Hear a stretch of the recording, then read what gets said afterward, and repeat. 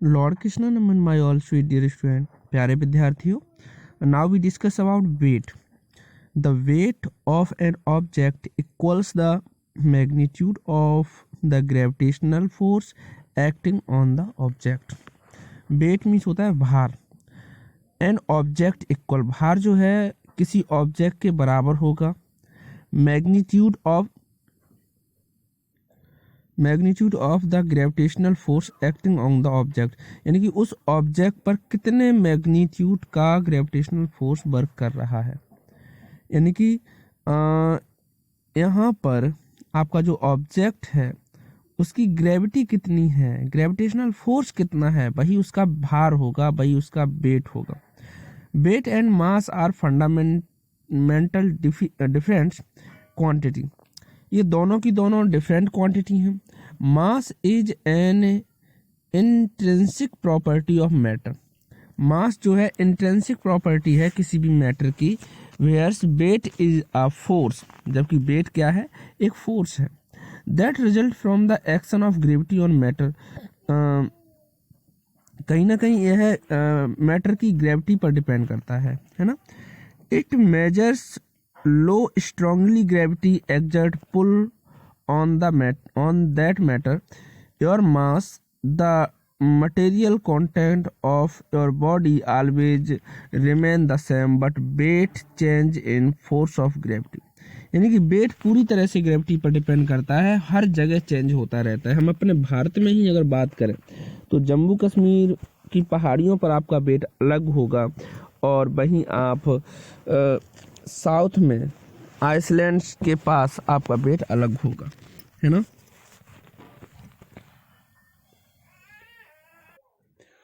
It measures how strongly gravity exert pull on that matter. Your mass, the material content of your body always remain the same, but weight change with force of gravity. Force of gravity on the moon is 1/6. यानी कि अगर हम यहीं पर gravity की बात करें चंद्रमा पर, तो पृथ्वी की कंपैरिजन में वहां पर 1/6 ग्रेविटी होगी.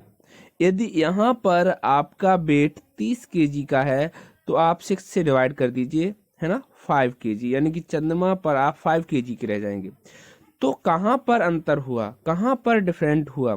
आपकी बॉडी जितने एटम से यहाँ बनी हुई है उतने ही एटम से आपकी चंद्रमा पर बनी होगी. तो कहीं ना कहीं आपका जो मास है वो सेम रहेगा, द्रव्यमान आपका सेम रहेगा, क्योंकि द्रव्यमान कहीं ना कहीं एटम्स के कॉम्बिनेशन पर डिपेंड करता है कि कितने एटम आपकी बॉडी को बनाने में कंसिस्ट हुए, है ना. तो कहीं ना कहीं चेंज क्या हो रहा है, चेंज हो रहा है ग्रेविटेशनल फोर्स. ठीक है, ग्रेविटी चेंज हो रही है. और कभी कभी तो आपको ऐसा सुनने में आएगा कि ग्रेविटी लेस एरिया भी होती है. एस्ट्रोनॉट जब चंद्रमा पर होते हैं तो ग्रेविटी ही नहीं होती, वो फ्लोट करने लगते हैं. This means it pull all object with a laser force 1/6 of the intensity the earth pull. पृथ्वी की जो इंटेंसिटी है, जो तीव्रता है, उससे चंद्रमा पर जो खींचने की शक्ति है वो 1/6 कैसी होगी, कम होगी, लेजर होगी. Your mass will remain the same whether measure on the earth or on the moon. आपका मास रिमेन द सेम रहेगा, रिमेन द सेम, जिसका मतलब है मास नहीं बदलता. मास का मतलब होता है द्रव्यमान. अब आप एक बात बताइए, आप कभी भी कुछ खरीदने जाते हैं मार्केट में, तो जो शॉप का दुकानदार होता है वो आपके सामने एक बाट रखे होते हैं, उसके पास 1 केजी, 500 ग्राम, 200 ग्राम, 100 ग्राम. तो माय ऑल डियर स्टूडेंट, मैं आपको एक बार फिर से समझा रहा हूँ, ठीक है. What is mass? मास क्या है? Mass is a measure of matter. Mass is a measure of matter, यानी कि मास जो है मैटर को नापने का एक तरीका है. Mass depend on the number and kind of atoms. Mass जो है एटम के काइंड्स और नंबर पर डिपेंड करता है, यानी कि कितने एटम हैं, मतलब कितने एटम से आपका कोई पिंड बना हुआ है. जैसे यहाँ पे आपको एक एक्टिविटी दी हुई है, tie a stone on the springs balance, now measure the extent stretching of the springs on the scales, now tie a heavy rock on it, the stretchings of the spring will be more. You can see the scale and find the exact magnitude of the scale weight of the stone. तो यहाँ पर ये भार तुला है। कौन सी तुला है? भार तुला। कहीं ना कहीं ये भार बताएगी, ये मास नहीं बताएगी। मास बताने के लिए तराजू होना चाहिए कि उतने ही मास का एक वेट एक तरफ रख दिया जाए और दूसरा जो आपका वेट है वो आप करो। जैसे कि आपको अभी मान लिया वेजिटेबल खरीदना है, तो आप वेजिटेबल का भार नहीं खरीदते, ध्यान रखना। आप उस दुकानदार के पास जो 1 केजी का वाट है, जो उसके पास बाट होते हैं 500 ग्राम 1 केजी, तो वो एक तरफ रखता है, उतना ही मास आपको देगा। मास मतलब द्रव्यमान, मास मतलब द्रव्यमान, उतना ही द्रव्यमान का आपको वो वेजिटेबल तौल के देगा। लेकिन अगर ये भार तुला है, इस भार तुला का यूज आपने अक्सर सिलेंडर को तौलते हुए देखा होगा। जब घर पे सिलेंडर देने वाला भैया आता है तो कहीं ना कहीं आपको इससे वो सिलेंडर तौल के देता है। यानी कि कहीं पर आप भार तुला का यूज करते हैं, कहीं आप द्रव्यमान तुला का यूज करते हैं। तुला मतलब जो आपकी तराजू होता है ना। चल, the mass of an object is mass of an object regardless of where the object is. यानी किसी का भी जो मास है, किसी का भी द्रव्यमान जो ऑब्जेक्ट का है ना, वो डिपेंड करता है कि वो कहाँ है। वेयर द ऑब्जेक्ट इज, कहाँ है का मतलब ये हुआ मेरे प्यारे विद्यार्थियों कि समुद्र तल से ऊंचाई कितनी है। समुद्र तल से ऊंचाई यदि ज्यादा होगी तो वेट यानी कि भार बदल जाएगा, लेकिन द्रव्यमान कहीं नहीं बदलेगा। अभी आप 1 किलो वेजिटेबल तौलने बैठ जाएं तराजू लेकर एवरेस्ट की पहाड़ियों पर, तो वहां भी फिक्स 1 केजी ही होगा। जब आप अपने हाथों में तराजू लेंगे तो आपको भी 1 केजी ही दिखाई देगा। और वही आप केरल में बैठ जाएं तो वहां भी आपको 1 केजी ही दिखाई देगा। लेकिन अगर आप भार तुला का यूज करेंगे तो आपको 100% भार में चेंज देखने को मिलेगा। क्या देखने को मिलेगा? चेंज देखने को मिलेगा।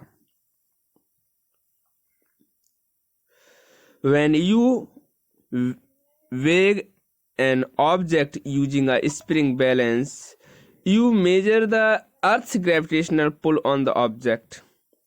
यदि आप स्प्रिंग बैलेंस के द्वारा वेट निकालते हैं प्यारे विद्यार्थियों, तो कहीं ना कहीं आप अर्थ के ग्रेविटेशनल पुल यानी कि इसका मेजर करते हैं कि यहाँ पर अर्थ कितनी ग्रेविटी से पुल कर रहा है। My all dear student, what is weight? अगर हम ये बात करें कि वजन क्या है, भार क्या है, तो weight is a measure of gravitational attraction of an object. Weight जो है मेजर करता है ग्रेविटेशनल अट्रैक्शन ऑफ ऑब्जेक्ट, यानी कि किसी भी ऑब्जेक्ट पर ग्रेविटेशनल अट्रैक्शन क्या है।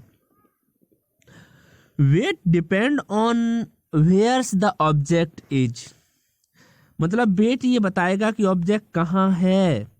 Your weight on earth is not the same as your weight on the moon. आपका जो वजन है वो चंद्रमा के वजन से बिल्कुल सेम नहीं होगा। वेट के लिए फॉर्मूला क्या होगा? वेट इक्वल मास इनटू जी, माने ग्रेविटी। मास और ग्रेविटी का गुणा करके आप वेट निकालेंगे। वेट की जो यूनिट आप स्टडी करेंगे न्यूटन, क्या होगी? न्यूटन, ठीक है। KG metre per second square, KG into metre per second square, ठीक है। तो ये है आपका weight. Weight is a sensation of force we get as we press against other object. You press against a scale to measure your weight. तो यहाँ पर आप समझ सकते हैं कि किस तरह से ग्रेविटी पर डिपेंड करता है। Gravity keeps trying to accelerate us toward the earth and we get pressed against things. This gives us the feel of weighting. Gravity हमें वेट को फील कराती है। Our perceptions of weight can be altered by our environment. वो depend करता है कि हम कौन से एनवायरमेंट में हैं, है ना। ओके, अब हम बात करेंगे प्रेशर के बारे में, ठीक है। दबाव, दाब। You must have also observe that the sharp knife cut a vegetable quickly. आपको पता है कि जो शार्प चाकू होता है वो वेजिटेबल यानी कि सब्जियों को आसानी से काट देता है। While you have to struggle while a blunt knife, और अगर ब्लंट होता है जिसमें शार्पनेस नहीं होती तो स्ट्रगल करना पड़ता है, मेहनत करनी पड़ती है आपको वेजिटेबल काटने में। Have you wondered why it is easier to force sharp things easily? आपने कभी ये एहसास किया है कि शार्प जो है उसमें फोर्स कम क्यों लगता है? The sharp knife has a very small area of contact with the surface. Sharp knife जो है एक छोटा सा एरिया होता है जो सरफेस के कांटेक्ट में आता है। छोटा सा एरिया सरफेस के कांटेक्ट में आता है, इसलिए फोर्स तो इक्वल ही लगा रहे हैं ना आप, तो फोर्स कम जरूरत पड़ती है। If both knife are push down with the same force, अगर दोनों को आप सेम फोर्स के साथ मतलब प्रेस करेंगे, the sharp knife will exert a greater pressure. तो यहाँ पर शार्प नाइफ जो है, नाइफ जो है यानी चाकू जो है, जो तो कहीं ना कहीं वो ज़्यादा कट करेगा on the surface as compare to blunt knife, compare to blunt knife, यानी ब्लंट नाइफ उतना कट नहीं करेगा जितना शार्प नाइफ करेगा। Similarly, the drawing pen being sharp has a very small area of contact. The pressure is consequently large and hence can be easily forced in. Pressure depends on the amount of force and the area over which the force is applied.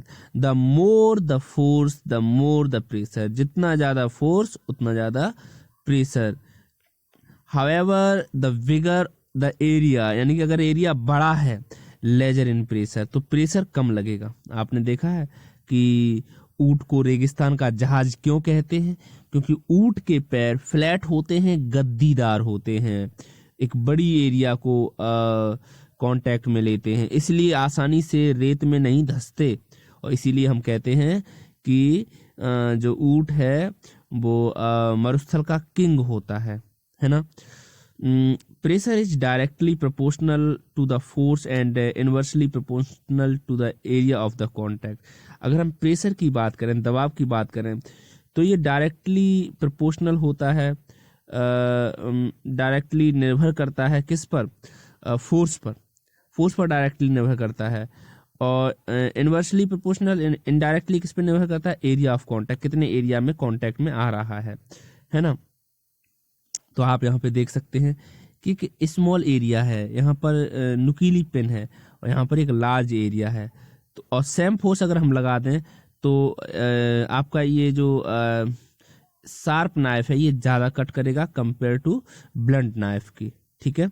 अब यहाँ पर एक activity दी हुई है, activity number 6, उसे आप देख लीजिए, ठीक है। चलो, take 2 board pen, one with a sharp end end other with a blunt end.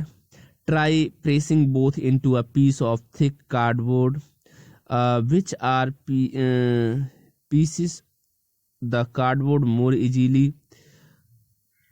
You will notice that the pen with a sharp end enter the cardboard with just a slight push. The other one with the blunt end has to be pushed harder with a large force. तो आपके पास यहाँ पर 2 pen हैं, एक sharp है और दूसरी blunt है। अब आप हमें जल्दी से बताइए कि कौन सी पेन जो है आसानी से इंटर कर जाएगी कार्डबोर्ड के अंदर। Okay student, thank you student.